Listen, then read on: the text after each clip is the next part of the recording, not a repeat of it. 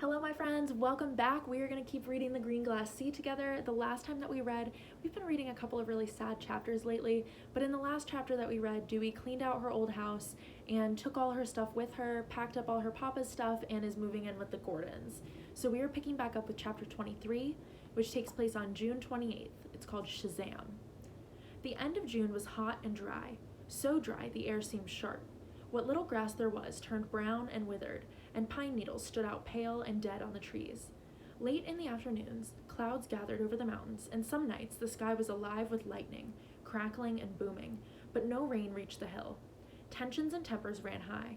Everyone seemed to be on hold, as if waiting for a phone that refused to ring. On a Thursday at noon, Sue sat at the kitchen table, the remains of a peanut butter sandwich at her elbow, fiddling with some bottle caps. She had a dozen or so, all different colors. They were going into her next picture, but she hadn't figured out where yet. She spun a lemon NEHI cap with her thumb and finger, and it skittered across the oilcloth and plinked into the side of her mother's coffee cup. "Oh, for Christ's sakes, will you stop?" Mrs. Gordon snapped. She put down the pencil she'd been using to do the puzzle in last Sunday's paper. "Can't you think of anything else to do?" "Sorry," Sue said, stung. Her mother had been in a bad mood all week. She scooped up the errant bottle cap and put it into the shoebox on the chair next to her. "I'll leave." No, look, I'm sorry. I'm just cranky. Everything's a deadline these days, and a tight one." "Why do you even have to go back to work?" Suze asked. "Because Norma took the night shift running the vacuum separation and we got a good precipitate. I have almost 80 curies to She stopped and shook her head. "Oops, shop talk. Anyway, because there's a lot to do today." "But isn't everything done?" Suze asked. "If Daddy's down there testing to see if it works, it must be finished, right?" "It ain't over till the fat man sings," her mother said. Suze wasn't sure what that meant. Terry Gordon looked at her Timex. "The siren's going to blow any second. Why don't you see what Dewey's up to?" "Dewey's never up to anything anymore," Sue sighed. "All she ever does is sit on her bed and read comics. She talks to me if I go in there, but she doesn't want to do anything. Not even invent stuff." "Suze, she lost her daddy. Can you imagine anything harder? She'll come out from under eventually, but it's going to take some time." "But it's been more than a month. She doesn't even want to go to the dump." "Imagine that," her mother said, trying not to smile. "Look, sweetie, I'm sorry. I know it's been kind of lonely for you, too." She picked up her white tea badge and pinned it to the pocket of her shirt. "How about some night this week we play some gin? You and me. We haven't done that in ages." Suze nodded. "Okay." She'd go dig the score pad out of the desk drawer. "And in the meantime, you can work on your art project. I like what you're doing with the colors." She ruffled Suze's hair on her way out the door and was gone. Suze was startled and pleased. She hadn't thought her mother was paying much attention. Maybe she would work on it for a while. She cut and glued and sorted for an hour. It was hot in the kitchen, even with the windows open. Her sweaty fingers left smudges on the shiny paper, and she was thirsty. Sue started to turn on the tap for a glass of water, then remembered there was a shortage. Too many people on the hill, in too hot weather, and they weren't supposed to use water except for emergencies.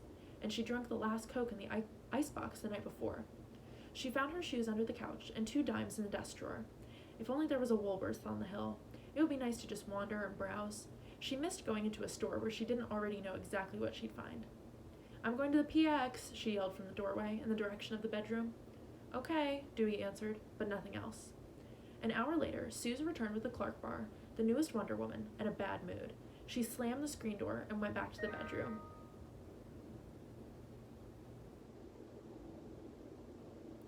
Dewey was sitting on her bed, barefoot, wearing a sleeveless man's undershirt and a pair of khaki shorts. A comic was propped up on her knees. Suze flopped hard onto her own bed and opened the Clark bar. By the time she'd crunched her way to the end, peeling the wrapper down around the softening chocolate as she ate, her lips were smeared with brown and she felt a little better. "What are you reading?" she asked Dewey. "Airboy." Dewey held up the comic. Airplanes zoomed in the background behind a jet pilot with bug eyes and lots of blood gushing out of his mouth. "Ick," Suze said, making a face. "Where'd you get that?" "It's one of Charlie's, or Jack's. I'm not sure which is which." Dewey lifted up the edge of her bedspread and pointed. "There's a ton of them under here. You can read some if you want." Suze whistled.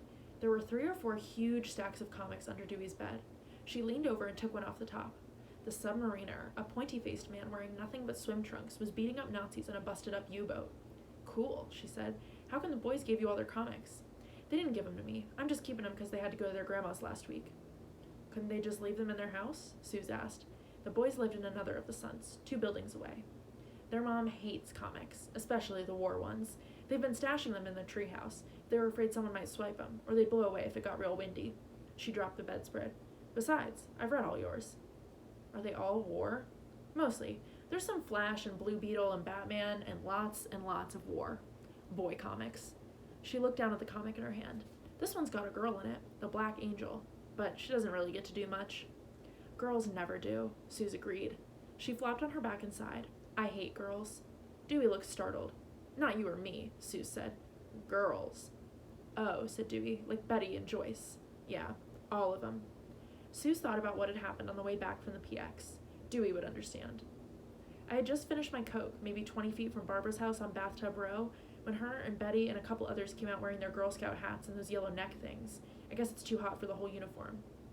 Did they see you? Yeah, they saw me all right. Betty said, look out, here comes a truck, and they all crossed over to the other side of the road laughing. Like it was funny. Suze said the F so hard she almost spit. Did they hold their noses? Dewey pinched her own nose with a thumb and a forefinger. Like this? Yeah, like I was a skunk or something. Suze leaned on one elbow and looked at Dewey. How did you know? Dewey just rolled her eyes. How do you think I know? Was Joyce there? Of course not. Oh, you haven't been around. She's in Michigan for the summer, visiting an aunt or someone. Suze sighed again. I don't know what I'm going to do when school starts. What if none of them will sit near me? Silence for a moment. I'll sit by you, Dewey said, if you want. The Sad Sack Club? Dewey shook her head. The Shazam Club. No girls allowed. Yeah, Shazam. Suze thought about that for a minute, then smiled. I've got an idea, she said. I'll be back in a little while. She jumped off the bed and went into the kitchen to get her shoebox. Ever since she discovered the dump, Suze had been collecting little scraps of her own. Not metal parts like Dewey's mason jar full of screws and springs, but random objects whose colors and details caught her eye. A lead soldier with a broken hand, some acorns, a doll's shoe, some stamps with intricately patterned borders, green wooden houses from a Monopoly game, a March of Dimes pinback button, bottle caps, some small smooth stones she'd found in the creek at the bottom of the nearest canyon. She sifted through these treasures until she found a pale caramel-covered river rock, a little smaller than an Oreo, but thicker. It fit snugly in the curves of her cupped hand, a good shape, a nice weight. A second stone was dark gray, a little bigger and flatter. Suze reached for the box of her colored pencils. She selected a red one and rasped the sharpener around its blunted tip, letting the curls of wood drift into the wastebasket by the side of the table. The scarlet edges stood out sharply against the dark pile of coffee grounds. The caramel stone wobbled on the hard tabletop, so she put a woven pot holder underneath it to steady it, and carefully printed Shazam on it. Not quite right. She used her art gum to erase the letters, brushing the rubber crumbs off the table with the edge of her hand. Solomon for wisdom, Hercules for strength, Atlas for courage. Suze grinned and printed Shazam in capital Greek letters, then erased that too, because in capitals it just looked like it was spelled wrong. Lowercase was better. She sharpened the pencil again and printed Shazam in lowercase Greek letters. That was it. That looked magic. But she erased it a third time and printed the last version again, as neatly and carefully as she could, because now it was a sorcerer's stone, and you can't be too careful. The second stone was easier. She blew on both of them to get rid of any art gum crumbs or dust, and went into the living room, returning with 2 bottles of ink and her tiniest paintbrush. Black India ink for the caramel stone, silver ink, a Passover present from Grandpa Weiss, on the dark one. It took her 10 painstaking minutes to letter each stone. Suze picked up one corner of the pot holder and slid it to the other side of the table, where the stones could lie flat and undisturbed until the ink was completely dry and wouldn't smear. She read her new Wonder Woman for 20 minutes, just to be sure, then checked. The stones looked dry. She tilted her head at different angles to see if there was any wet ink reflection. Nope. She wiped her hand on the leg of her shorts and gingerly touched one with the tip of a finger. No smear. Suze carried the stones back to the bedroom on the pot holder as if they were crown jewels on a velvet pillow. Dewey had moved on to an issue of thrilling comics, featuring a bunch of boys called the Commando Cubs. I've got something for you, Suze said. She placed each stone onto the pink chenille bedspread. Nice rocks, said Dewey. She tented the comic upside down, using her knee as a bookmark, then leaned forward. What kind of writing is that? Greek. I thought it might be. Dewey peered at the 2 stones. What do they say? Shazam, Suze grinned. Solomon, Hercules. Dewey joined in. Atlas, Zeus, Achilles, Mercury, they said in unison. They were almost all Greeks, so I figured this is probably how the wizard spelled his secret name, Suze explained. You know what I was wondering? Dewey asked. How come Mercury? That's the Roman name for the guy on the dime, the fast guy. The Greeks called him Hermes. Yeah, I know, but the H wouldn't work. Shouting shazah would be pretty stupid, Suze said. That's probably why. I guess the wizard knew what he was doing. Wizards usually do. Suze pointed to the stones. You can have first dibs. Dewey examined them closely. I'll take the silver one, she said finally. She picked it up and cradled it in her hand. What are they for? They're the magic stones of the Shazam Club, Suze said. She picked up the other stone. We can carry them in our pockets, and no one knows we've got secret powers. Wisdom and strength and... I forget the rest. Courage, Dewey said quietly. Yeah, said Suze. She looked down at the stone in her hand, then reached over and chinked it against Dewey's. Shazam, she said. Shazam. Dewey tucked the stone into the left-hand pocket of her shorts and picked up Thrilling Comics by the spine, pinching it shut. She tossed it on her pillow. Want to see if there's anything good at the dump? She asked. Suze pocketed her own stone and grinned. I'll go find my shoes. All right, chapter 24, July 12th through 16th, by the dawn's early light. Thursday morning, the 12th of July, Dewey stood outside the fence of the motor pool and watched 24 MPs load equipment and horses into a line of waiting trucks. The armed men stood guard while some scientists from the tech area, carrying small duffel bags, boarded an army green bus. Then the MPs got on and a small convoy rumbled through the gate. Something going on, she told Suze when she got back to the apartment. They sat on the back steps, a bag of peanuts between them, watching black clouds move steadily in from the west, blotting out the blue summer sky. Another thunderstorm, Suze said. She opened the screen door and leaned in to look at the kitchen clock. It's 11:30. Same time as yesterday. I wonder why that is. I don't know, but I hope there's hail again. That was amazing. Only because you were inside. I got caught by the post office, and it hurt. I'm surprised I'm not black and blue. Suze held out her arm, which showed no sign of hailstone damage. Besides the thunderstorm, Dewey continued, do you think the MPs are going to the desert? Is it more important to guard than the hill? That Trinity place is, Suze said. She opened a peanut with her thumbnail. My dad's down there all the time now. He takes a bag of sandwiches and a thermos of coffee and doesn't come back for 2 or 3 days. Dewey nodded. They were going to test the gadget. It was an open secret. No one was supposed to know anything, officially, but in private, it was all anyone had talked about for weeks. Dewey thinks about the gadget a lot. The gadget that will end the war. That is the truth of the Hill, why they are all here. If the gadget works, the war will end and they will all be heroes. Dewey hates the war as much as anyone. If not for the war, she and Papa would still be living in their cozy apartment across from Harvard Square. He would never have gone to Chicago or New Mexico or Washington. The war has taken everything away, but now it is her only hope. Mrs. Gordon has said that she can stay with them for the duration, and that is only as long as the war. When the war ends, everything will change again. The Gordons will leave and Dewey will have to go somewhere else, to a home, to an orphanage. Every day she walks around the hill, relishing her freedom while she has it. Every day she crosses her fingers that they will not test the gadget. Not yet. She cannot wish for it to fail. That would mean Papa had failed. And she does not want any more soldiers to die. But she does not want the war to end. This is a secret she can tell no one, not even Suze late at night when they talk in the darkness. It is unpatriotic. It is treason. Dewey hides her thoughts behind the pages of the boys' war comics full of flags and blood and bravery. It rained for the next 2 days, violent thunderstorms one after another, roaring thunder, splitting the sky with lightning, clattering hail on the wooden shingles of the cheaply built sunts. Mrs. Gordon came home late Saturday afternoon, her hair in damp tendrils, her cheeks red with excitement. Dewey looked up from air aces. It's happening, isn't it? She asked quietly. They call this a top secret project. Mrs. Gordon put her bag of groceries down on the counter. Not inside the fence, that's for sure. The rumor mill down at the commissary is buzzing at a fever pitch. She looked out the window at the storm clouds massing once again in the west. But yes, if the weather cooperates, it looks like tomorrow's the day. Dewey felt her stomach tense. Are you going down there? Nope, Mrs. Gordon shook her head. They offered me a seat on the bus, and it's tempting, but I'm going to stay here with you girls. Phil's going down. He can bring back the skinny. She pulled a large white paper-wrapped bundle out of the bag. Pot roast tonight, she said. He'll need a hearty meal. Lord knows when he'll get a chance to sit and eat again, and it'll make good sandwiches for tomorrow. She pulled a bunch of carrots out of the bag and handed Dewey the vegetable peeler. If you'll scrape these, I can do the potatoes with a paring knife. Okay. Dewey tore the lacy green leaves off the tops of the carrots, then shaved long, thin orange curls into the wastebasket. She worked methodically, carefully. She felt like she was preparing her last meal. When Dewey woke up Sunday morning, the sky outside the window was a perfect deep summer blue, with only a few high white clouds. But by mid-afternoon, it was as dark as twilight. Rain lashed at the buildings, pockmarking the dirt roads, then creating swift gullies of muddy water that surged down every slope. The lightning was blue-white and fierce, and thunder rattled every window in the apartment. Dewey sat on her bed reading Air Ace's Raiders of the Purple Dawn, her fingers crossed behind the pages, hoping the storm would continue and the test would be canceled. But the rain stopped. Mrs. Gordon made a stack of thick beef sandwiches and wrapped in wax paper and rousted Dewey and Suze. By 4 o'clock, they were walking with their neighbors down to the tech area. It seemed as if everyone on the hill was there, holding a thermos of coffee or a sack lunch or a bottle of suntan lotion. 3 buses had been painted so they weren't army green anymore. Dewey wasn't sure why they'd bothered, since the buses were going to be escorted south by 3 official sedans and a canvas-topped army truck full of equipment. Jerry cans of water and gas, radios, big coils of wire, and a box with dozens of welder's goggles.